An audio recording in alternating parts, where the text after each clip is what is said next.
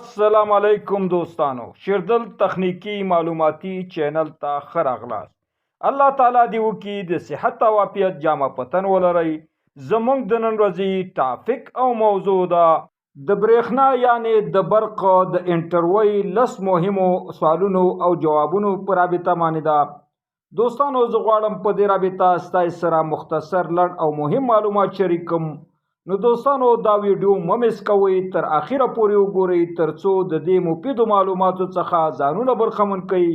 نو دوستانو راځو سوالونو او جوابونو ته. سوال نمبر 1، د کنډکټر تعریف وکړئ. جواب: داسې میټیریل مواد چې د هغې څخه کرنټ په اسانۍ سره تیریږي دې ته کنډکټر ویل کیږي، لکه مس یعنې زیړ، ارمونه یعنې سلور، المونیم اوسپنه او داسې نور. سوال نمبر 2، د انسولیټر تعریف وکړئ. جواب: داسې میټیریل مواد چې د کرنټ د بهیدو او تیریدو ډیر مزاحمت او ممانعت کوي دې ته انسولیټر ویل کیږي، لکه لرګی، ربړ، کاغذ، پلاستیک او داسې نور. سوال نمبر 3، د امپیر تعریف وکړئ. جواب: که د کنډکټر د یو ځای یا ساحې څخه 1 کولم چارج په 1 سیکنډ کې تیر شي نو دغه تیر شوي کرنټ ته 1 امپیر ویل کیږي.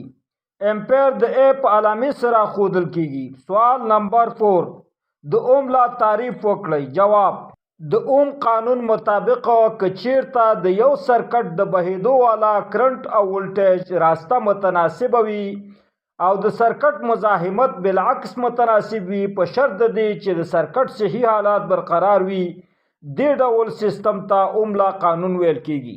سوال نمبر 5، د واټ تعریف وکړئ. جواب: واټ د پاور یونټ دی. که چیرې په 1 سیکنډ کې 1 جول کار او فعالیت وي نو د پاور مقدار 1 واټ سره مساوي کیږي.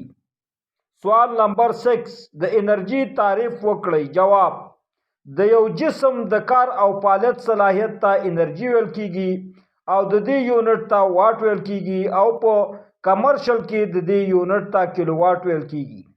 سوال نمبر 7، اندروبا څه شی دی؟ جواب: داسې شیان چې د اوسپنې شیان ځان ته جذب او کش کوي او راکش کوي دې ډول شیانو ته اندروبا یا مقناطیس ویل کیږي.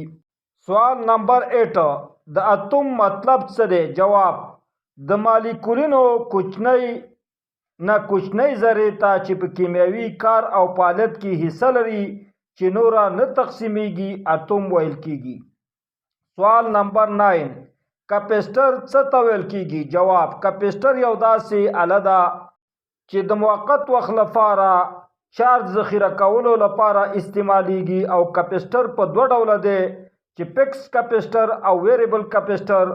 او فکس کپیسټر ویلیو نه بدلیږي او د ویریبل کپیسټر ویلیو چې دا بدلیږي را بدلیږي. سوال نمبر 10، د سیمی کنډکټر میټیریل تعریف وکړئ.